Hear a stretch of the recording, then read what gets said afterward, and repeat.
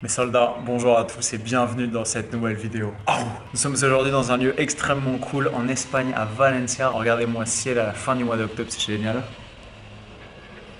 Et nous sommes ici parce que j'ai décidé de rejoindre mes potes Marius et Quentin qui ont une coloc ici pour pouvoir essayer le CrossFit. Ces deux compères sont adeptes de CrossFit, ils s'entraînent dans une box qui est dans le coin qui s'appelle Full CrossFit, je crois, pas très loin de la plage. Étant donné que j'ai jamais essayé le CrossFit, vous savez pourquoi, je me suis dit qu'il était temps de tenter l'expérience aux côtés de mes potes et de faire une croix sur mes a priori le temps d'une séance. Alors pourquoi j'ai jamais testé le CrossFit?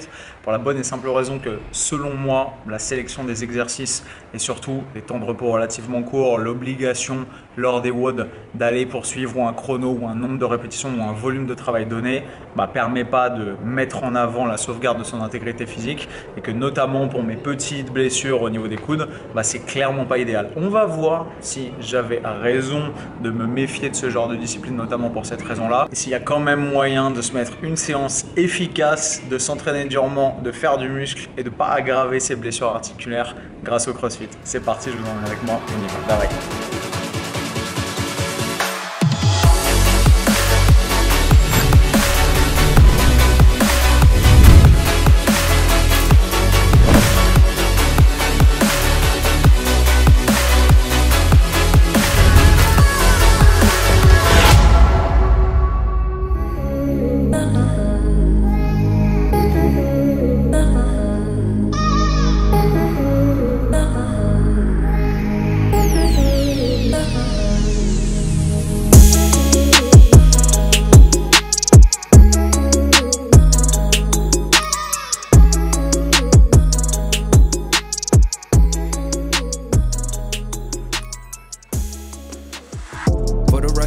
Trying to make y'all comfortable. For the record, you ain't trying to grow, then it's done for you. For the record, lab on me going all the way. For the record, ain't trying to link, no time to waste. For the record, for the record, yeah. For the record, yeah. For the record, yeah. For the record, for the record, yeah. For the record. Been a little too nice to y'all. Now I gotta up price for y'all. Snake eyes on dice for y'all. Shoulders on ice for y'all. Frozen. A6 all the hate. I won't get involved today. Got lost in the ball and age. I'm flipping the bars. I'm flipping the.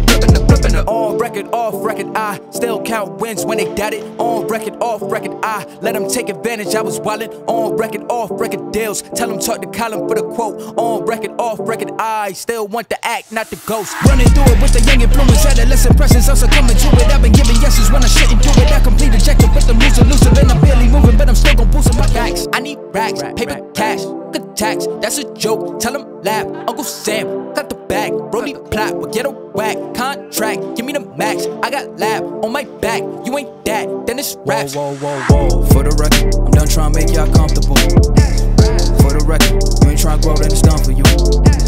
For the record, lab on me going all the way. For the record, ain't trying to link, no time to waste. For the record, for the record, yeah. For the record.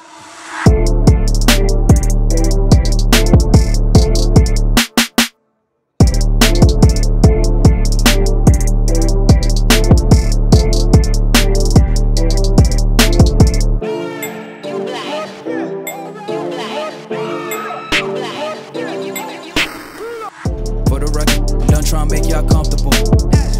For the record, you ain't trying to grow, then it's done for you. For the record, lab on me going all the way. For the record, ain't trying to link, no time to waste. For the record, for the record, yeah. For the record, yeah.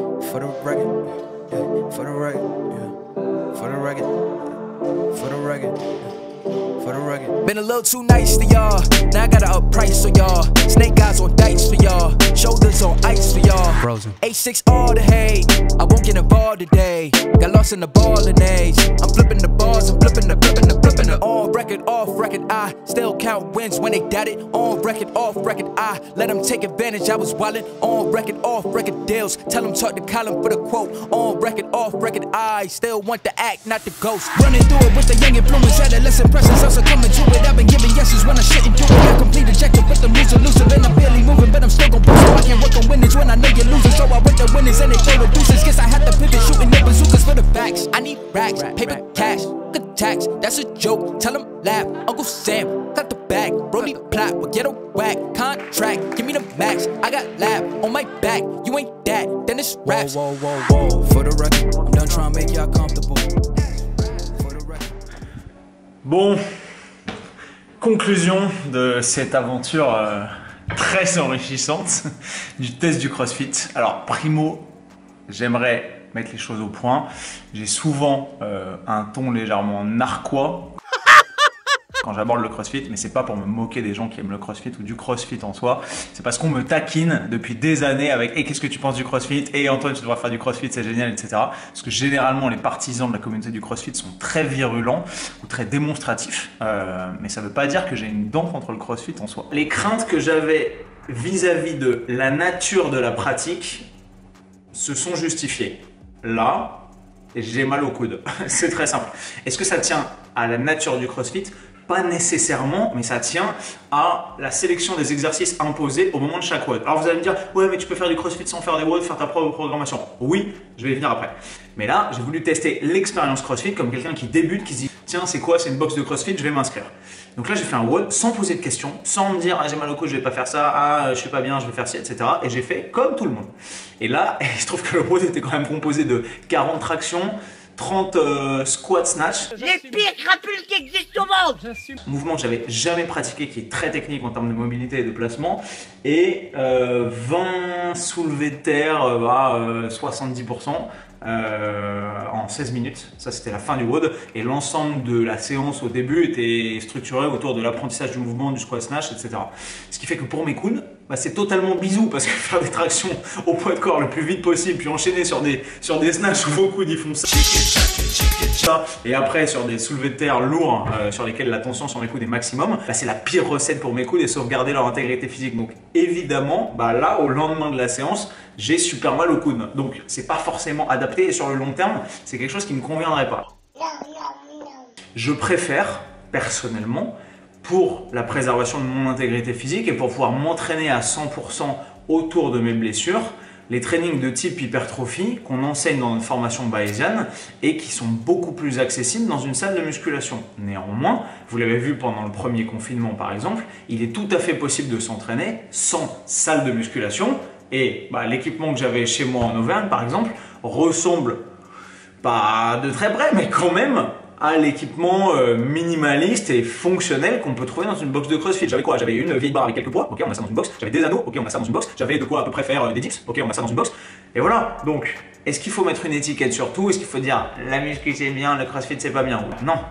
Ce que j'ai aimé beaucoup, c'est l'ambiance du CrossFit. C'est le côté très inclusif, très familial. On vient, on te parle, on te corrige, on te coach. Et ça, pour quelqu'un qui est très débutant dans sa pratique de l'entraînement, bah, c'est une vraie valeur ajoutée. Parce que combien d'entre vous ou de gens que vous connaissez se sont perdus en mode « Ah bah j'arrive le 2 janvier dans une salle de sport, je connais personne. Waouh, c'est quoi cette machine? Ah je sais pas. » Donc je vais faire les trucs qui me paraissent le moins risqués, je vais faire un peu de presse horizontale, je vais faire un peu de machine à abdos, ça c'est quoi? C'est de la merde. Ah je sais pas trop, un butterfly pour les pecs, ok, et puis plier parce que le reste j'ose pas trop. Là, on a des gens qui sont potentiellement extrêmement débutants, extrêmement sédentaires, qui n'ont pas forcément de schéma moteur mis en place et qui se lancent sur des mouvements complexes d'haltéro, de musculation, des mouvements de la force, le deadlift étant un mouvement éminemment technique et difficile à réaliser correctement, on s'en rend compte généralement dans les box de CrossFit, mais mine de rien ils se lancent dessus avec l'accompagnement nécessaire et quand les coachs sont compétents, eh ben, on arrive à une progression et on arrive à passer d'un niveau absolument zéro à un niveau potentiellement de maîtrise certaine de ce genre de mouvement. Donc ça a du bon. Après, le souci c'est que quand cet encadrement pêche un peu, je l'ai vu dans cette box, il y a des coachs qui ont l'air très compétents sur l'haltéro, sur la gymnastique, etc. Et d'autres qui sont un peu moins, comme c'est toujours le cas dans toutes les salles de sport du monde. Et bizarrement, quand les coachs sont un peu moins compétents, les élèves ont tendance à faire un peu plus de la merde. Et le souci, quand on est débutant, qu'on n'a pas encore de schéma moteur très avéré et qu'on se lance sur des mouvements très techniques, potentiellement lourds, potentiellement rapides et surtout le plus vite possible pour pouvoir tenir un WOD ou tenir une cadence ou arriver à tenir un time cap, un AMRAP, etc. Bah, c'est qu'on va forcément à la blessure et on voit des trucs qui sont innommables, des formes d'alignement lombaire sur des deadlifts qui sont absolument horribles, des tractions qui sont faites n'importe comment, des OHP avec aucun alignement, des poignets, des coudes, enfin bref, on voit des trucs atroces. Mais c'est pas spécifique au CrossFit, on voit aussi des trucs atroces dans l'ensemble des salles de muscu et il n'y a pas généralement une seule semaine qui se passe dans une salle où je m'entraîne où il n'y a pas un mec qui fait n'importe quoi. Donc, c'est pas spécifique au CrossFit. Donc le CrossFit a pour moi des très bons points. Après, c'est loin pour moi de constituer la meilleure méthode de préparation physique pour maximiser l'hypertrophie. Ça, je ne pense pas que quiconque me contredise, parce que scientifiquement, vous voulez maximiser l'hypertrophie, vous ne faites pas de l'haltéro, vous ne faites pas du crossfit, vous mélangez surtout pas à un niveau élevé un mode d'exercice qui inclut de la sollicitation sur de l'hypertrophie et de la sollicitation sur du cardio. Si vous avez un tant soit peu de connaissances scientifiques sur la notion d'effet d'interférence, vous savez que c'est une connerie. Mais pour des débutants, pour des gens qui ne sont pas habitués ni à l'un ni à l'autre de ces stimuli, eh ben forcément ça peut être bénéfique. Alors évidemment, on va pas se leurrer, c'est pas parce que les haltérophiles olympiques sont 1000 fois plus musclés que je ne le serai jamais, ou que les crossfitters ou que les crossfitteuses des games sont probablement 10 fois plus musclés que je ne le serai jamais. C'est pas pour ça que le CrossFit est la meilleure modalité pour créer de l'hypertrophie. Pour prendre leur défense, le but du CrossFit, je crois, c'est d'optimiser les 10 capacités physiques que sont la force, la puissance, peut-être l'hypertrophie avec la masse musculaire, mais aussi le cardio, la réactivité, la capacité de travail, etc. De mémoire, c'est ça leur promesse. Et donc, d'une certaine façon, elle est assez bien tenue. La réalité ensuite, quand on gratte un peu, c'est qu'on se rend compte que tous les bons athlètes de CrossFit ne suivent plus les WOD. Et la plupart commencent avec les WOD, mettent un pied là-dedans avec les WOD parce qu'ils se disent ouais, c'est cool, ok, je suis encadré, je suis structuré. Et dès qu'ils commencent à être indépendants sur leur pratique de la force, sur leur pratique de l'hypertrophie, sur leur pratique de l'haltéro, sur leur pratique de la gymnastique, des exercices cardio, des EMOM, etc., qu'est-ce qu'ils font? Généralement, ils font leur programmation et ils s'entraînent de leur côté. Chose à laquelle tout bon pratiquant de musculation finit par arriver quand il s'entraîne de façon sérieuse depuis quelques années dans une salle de musculation. Moi, j'ai une programmation d'entraînement qui n'est pas la même que celle de Nevin, qui n'est pas la même que celle d'Axel, même s'il fait du power et pas de l'hypertrophie et de la musculation. Mais vous voyez l'idée, quelle que soit la pratique, il faut au bout d'un moment, de toute façon, pour passer d'un niveau débutant à un niveau intermédiaire et avancé, prendre de l'indépendance dans sa façon de faire les choses et mine de rien s'éloigner un peu de la proposition de base. Donc le CrossFit est-il la meilleure technique de préparation physique? Certainement pas, mais il y a quand même des points extrêmement positifs. Pour ma part, pour mes douleurs de coude par exemple, il est beaucoup plus facile de s'entraîner à 100% et de stimuler mes tissus musculaires et contractiles de façon optimale avec des machines convergentes, avec des poulies vis-à-vis par exemple, que si la seule option que j'ai c'est du floor press, de l'OHP ou des pompes aux anneaux. Je pense qu'il y a une vidéo entière à faire sur l'aspect marketing, sur l'exploitation du sentiment d'appartenance. On voit des comportements d'achat de vêtements au sens propre du terme, la façon de se vêtir, des comportements même en termes de type d'entraînement, d'échauffement, d'attitude pendant la séance qui sont très différents de ceux qu'on constate dans une salle de musculation classique. Et je pense qu'il y a une vraie étude ethnologique ou ethnographique à faire sur le milieu du CrossFit et des box de CrossFit. Dites-moi ce que vous en pensez, si vous êtes rompu à la fréquentation de ce genre de sous-culture, parce que le CrossFit, au même titre que le bodybuilding, est une sous-culture aujourd'hui. Dites-le moi et expliquez-moi ce que vous en pensez en commentaire, ça me fera extrêmement plaisir. Et le but de chaque pratique sportive, c'est d'aimer ce qu'on fait et de se voir évoluer sur le très long terme. Si le CrossFit vous correspond, grand bien vous fasse, c'est une pratique géniale qui peut très certainement vous apporter beaucoup. J'espère que vous avez kiffé cette vidéo, si c'est le cas, éclatez-moi les pouces bleus juste là. Dites-moi éventuellement ce que vous aimeriez me voir faire dans une prochaine, sortir de ma zone de confort pour aller tester l'haltéro ou aller faire de la natation synchronisée. Bref, à vous de me dire et je vous retrouve dans une prochaine vidéo. Et comme d'habitude, avec le sourire, plus fort et plus fit. Bye. Backlash written on me, card rubbing on a glass bowl. I've been ballin'. Free my ladies in the counter now. I'm already out, already on the countdown. I'ma set it right.